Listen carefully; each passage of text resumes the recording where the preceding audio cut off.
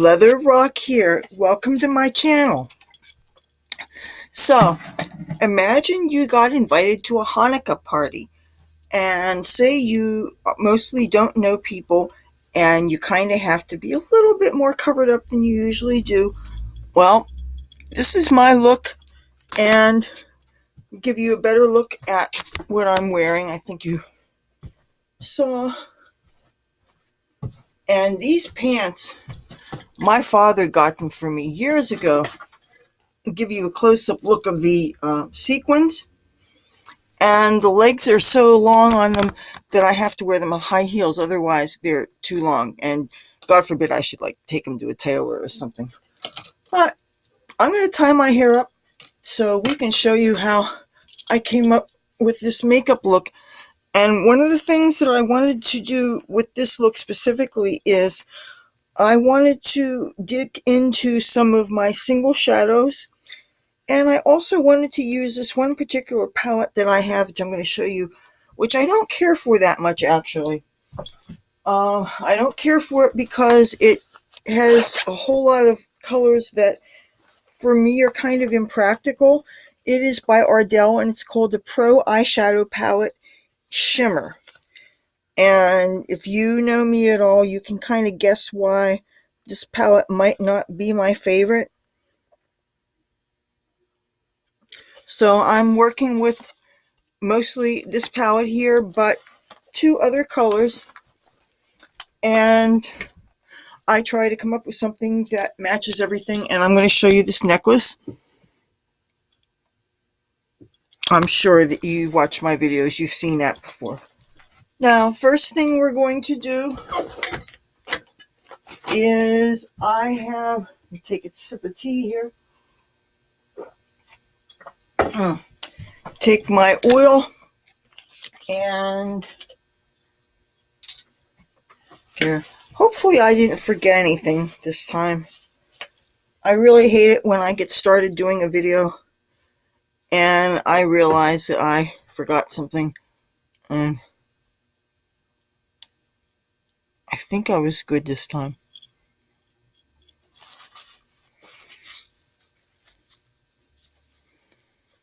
As I usually do, I'm going to save time by having already done my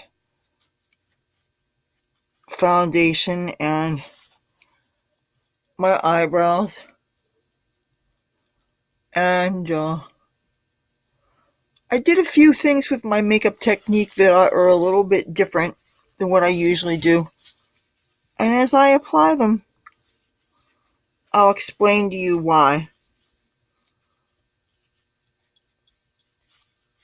You know, the more I play around with makeup, the more I realize there are no hard and fast rules with things like the order of makeup application. I used to do things a certain way because they made logical sense to me. Then sometimes I would change my techniques to go along with new information that I get. But then sometimes I find out that, you know what, my original way was best of all, because it really seems to work with what I notice about what makeup does on me, and the whole process, and keeping it kind of clean when you're going from one thing to another, and hopefully not having it all smudged together in one big blurry mess, which after 10 or 12 hours might very well do anyway. Okay, I used vitamin E beauty oil that has vitamin E, soybean oil, and coconut oil in it. And this is what I've been doing a lot, using to remove eye makeup if I can't get my hands on my coconut oil.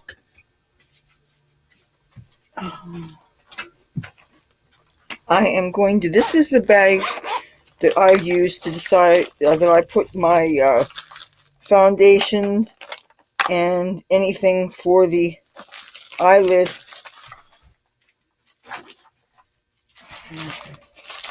I've also come up with a new use for these, these are really good after the application of foundation to go back over areas where your foundation might settle and define lines and wrinkles. And you put that on, and I'm telling you, it really does. It feels good, and it seems to flatten everything out real nice. Cassie, I see you. I see Cassie. You know what I'm going to do, since I'm starting off with clean eyes? I'm going to put an eye cream on. Tabby boy, what are you doing? Every time I do this, he interrupts the video. I am applying an eye cream. It is by a company from China, I think, called Images. And it's their snail cream. And it's supposed to help with dark circles and puffiness. And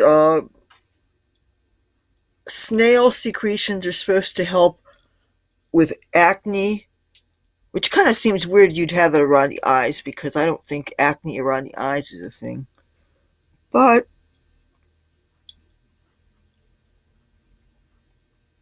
it's nice to have a nice moisturized layer on the eye skin before doing makeup. And I'm going to prep for the eyelid with the Maybelline Age Rewind Eraser Dark Circles. And I'm using the lightest shade that they make.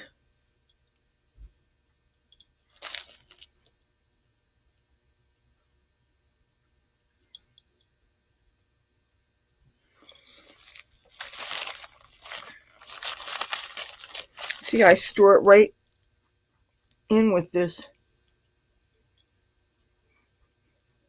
Now, if the foundation looks uneven, don't be surprised. It's been on literally for like about 14 hours.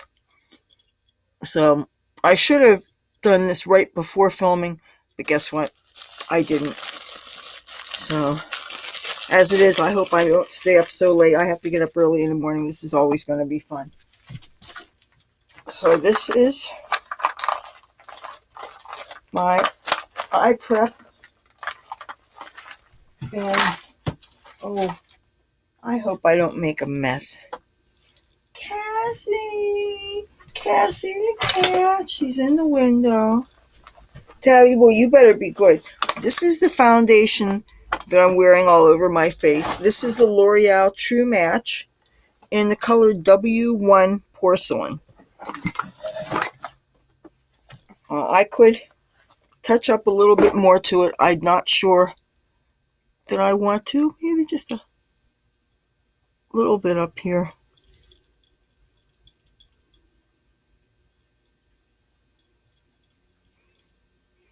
I think I should use a mirror. I can see what the heck I'm doing. And there is no mirror in the palette that I'm using, by the way. If you've noticed this when I open it up. It says Lights, Shimmer, Action. This is really not an exciting palette. I mean, you've got a very, very, very, very, very dark shimmery plum. You've got a copper. And you got a nice flesh tone for pale people. That's nice. Others, you can use that as a highlighter. Yes, Tabby boy. I better open the door so he goes out, so he doesn't go caca or wee-wee on my floor. Go ahead. Go, go, go, go. I don't trust my cat. Okay. First thing we're going to do is show you my brushes I have all laid out. Going to use this brush here. I got this from Elf, I think. Okay, first thing I'm going to do, well, it would be helpful if I got a mirror.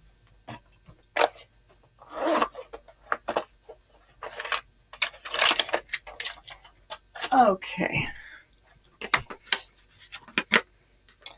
I'm going to dip into the palest shade in this, and I'm going to get it very heavily over on my brush, and I am going to do a generous covering over the whole area from the eyebrow to the lid. You know how that coating I put on the eyebrow or on the eyelid area is usually used so that your eyeshadows cling to it? Well, I'm covering it with this powder so that there is not going to be clinging. I need to be able to do blending. I need to be able to get a certain subtlety to this look. And for that, I need a powdery, smooth, flesh tone surface. So I'm going to do a good job coating everything. Now this color still has shimmer, even though it's a flesh tone.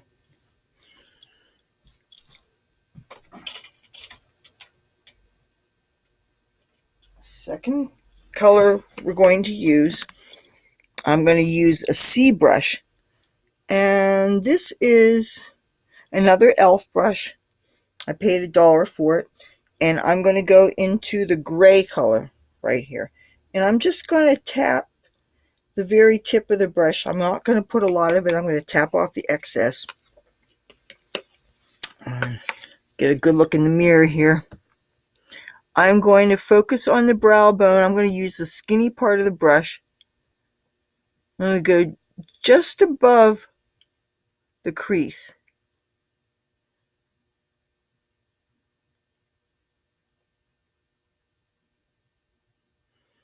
I'm going to do the other eye. Just tapping. And if I see the creases here, I go just over it. If you do this, giving your crease higher than it actually is, you can get a similar look to a cut crease without having to go through all that effort.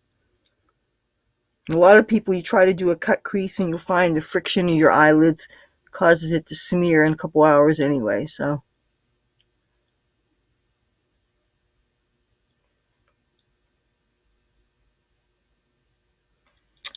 add a little bit more gray.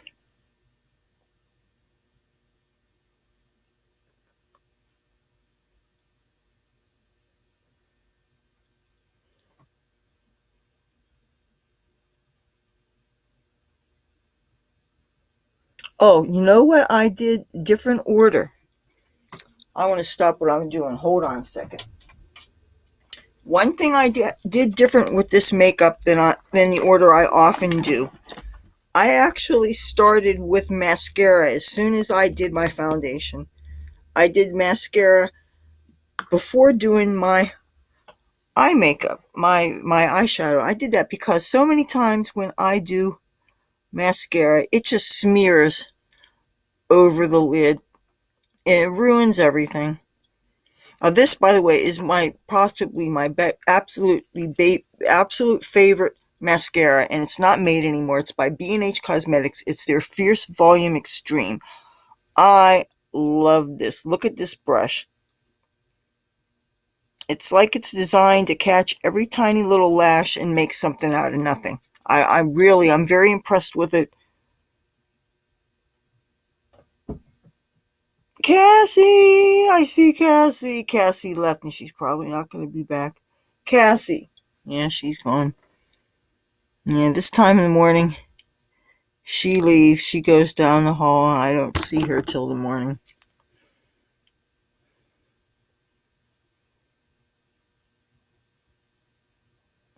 I know a lot of you prefer a winged eyeliner. I don't think it's really appropriate with every look. This occasion here, I'm imagining an occasion that's a little on the conservative side, where I think a black wing eyeliner might be too harsh. And you could do maybe a blue wing eyeliner with this, but I think that would be too obnoxious. Yeah, after you see the already the blue that I'm going to add to this.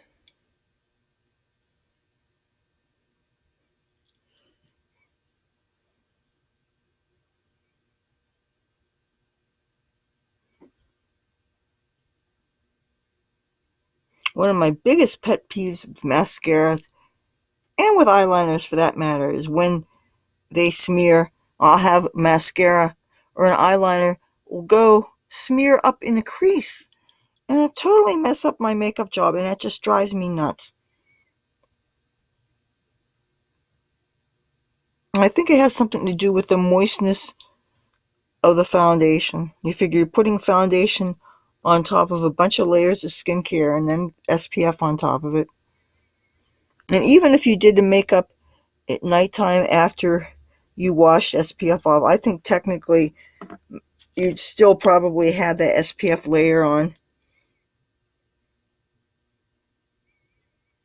And maybe the more layers you have, the more moist the surface of the skin will be. So that'll cause mascara to transfer. It's very irritating.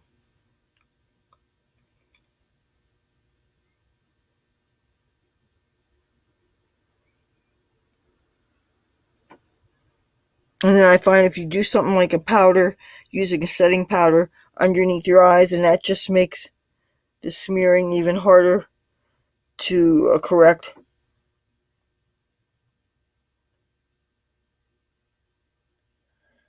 I just poked the surface of my eye and it's burning like son of a bitch.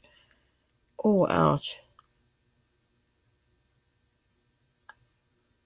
And speaking of, scratching the surface of your eye and introducing back to it, this mascara is way too old. I shouldn't have saved it, but I happen to love the brush so much, and it's one of those occasions where you only buy one of something the first time you buy it because you don't know how it's going to be.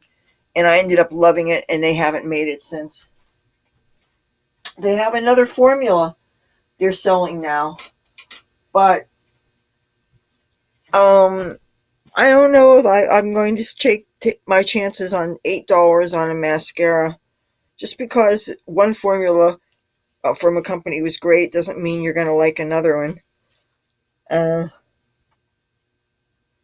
I've spent 8, 9, 10, 11, 12, all $11 on a mascara that was really not that great. This is from ELF, ELF. This is from their Sugar Kiss Shimmering Eye Dust line. And this color is actually called Dance. I'm going to use a tiny, tiny little lip brush to get the smallest amount. I'm going to actually shake some of it into the lid,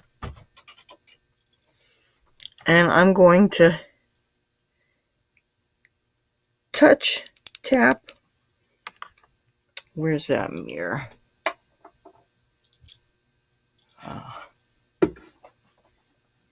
I think I can use. I'm touching just the inner corner.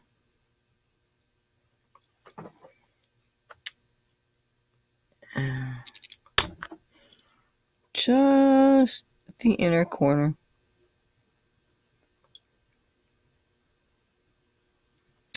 I need to see what it looks like in the mirror.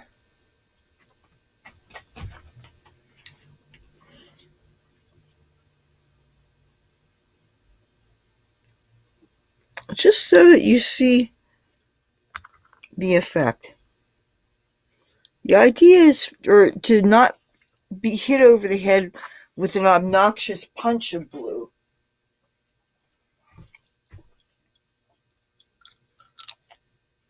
But we got more blue.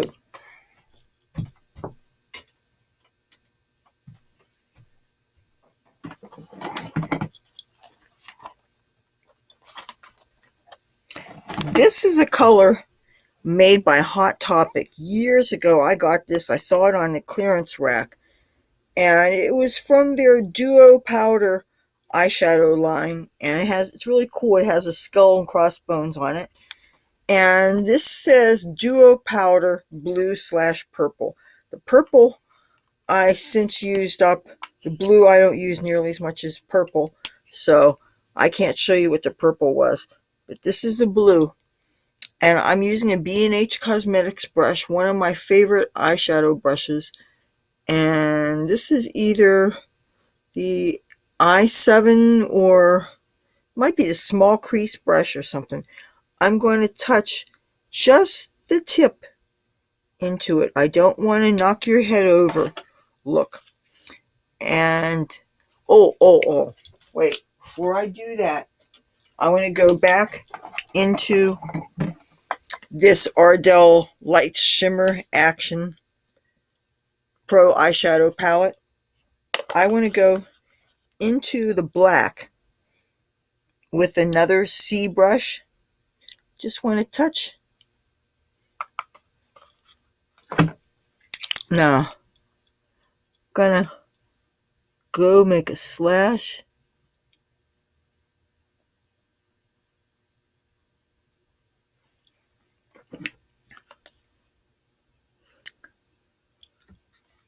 So this will give a look of a winged eyeliner, but it won't be as harsh as an actual liquid or gel pencil line. And you can feel free to go back and forth till you get it as opaque as you would like. Probably a good idea to get some more.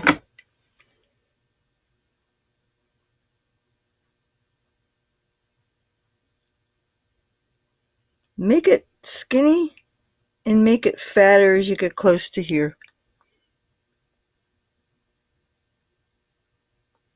And if it's looking too sheer, put more pressure.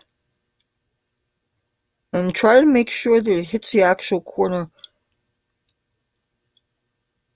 of the eye.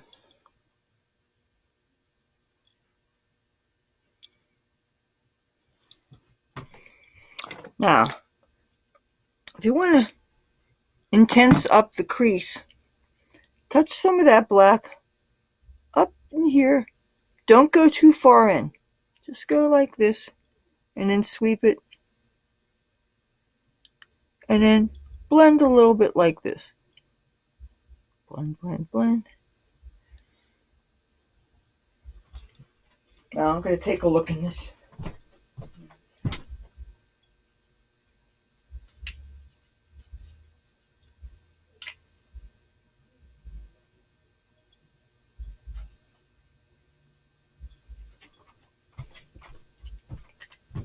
If you want, you can put a little tiny bit of this blue under the eye. But do make sure that it doesn't get too thick. You're looking for a subtle hint of blue. You're not looking for something obnoxious.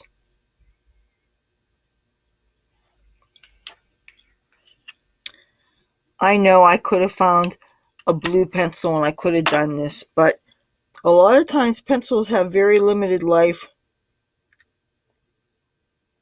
or they'll smudge and they'll smudge up here, and I don't want that. Well, I'm designing this look thinking you're not going to be wanting to check a mirror all the time. You're going to want to just kind of have a look and forget about it, because you're going to be out with a bunch of strangers and you might have religious themes, and it would be kind of rude to be digging your mirror out of your purse and looking in it and seeming too self-absorbed. I don't think would be appropriate for something like this. So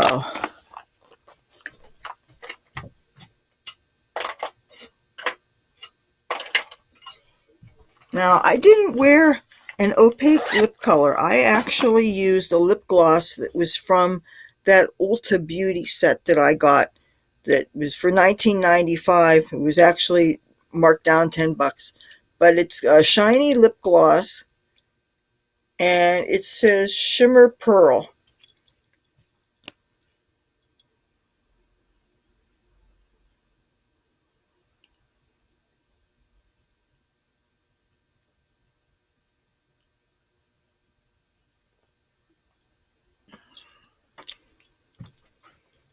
I suppose I need something for my cheeks.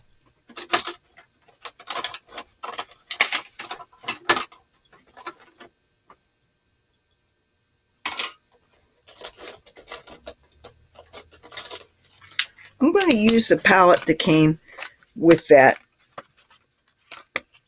These all have names, and they're all very subtle.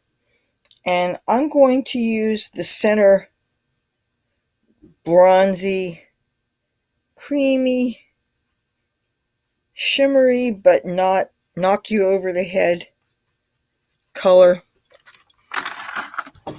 Where's that mirror? Figures I would set the mirror down.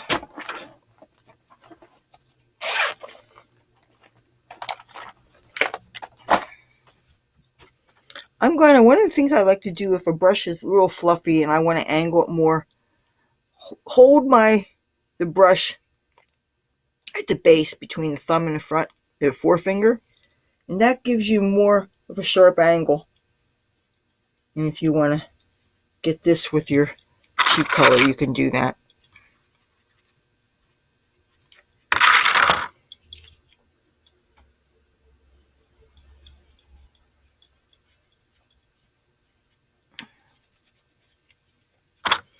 Wow, I can't even see that.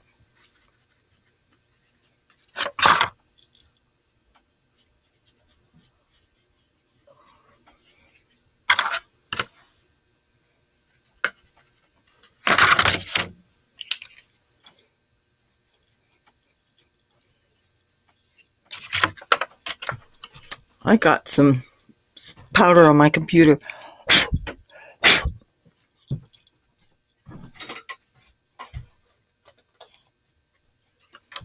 I'm going to use this highlighter. It's going to be a really subtle highlight on my skin because the highlight is so dark. So,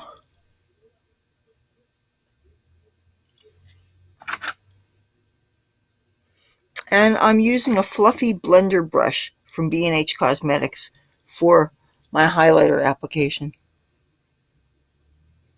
You notice I'm not sweeping, I'm just tapping. That allows me to build the application to the shine that I need.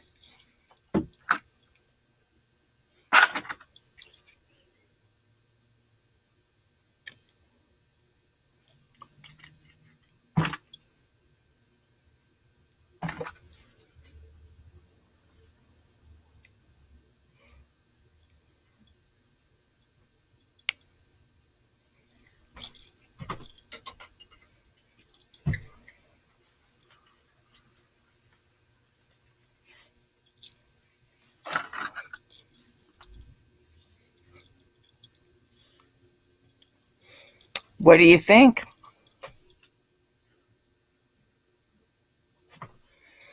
There you have it. An easy, subtle kind of glamour, a little bit on the modest side, neutral rich with a hint of blue. I was thinking I was calling it Maccabee blue, but I don't know that there's blue as a color has any relationship with the Maccabees. I'm just trying to be cute. So if you like this video, feel free to give it a thumbs up. If you like me and my content, I'd love to have you subscribe. I put 3 new videos out a week for your viewing pleasure. I would love to take you along with me on my adventures. Have a happy Hanukkah. For the Christians, have a Merry Christmas. Everybody else, enjoy whatever holiday you're celebrating. I want you to have a happy one and good Happy New Year. And I'll talk to you soon. Bye.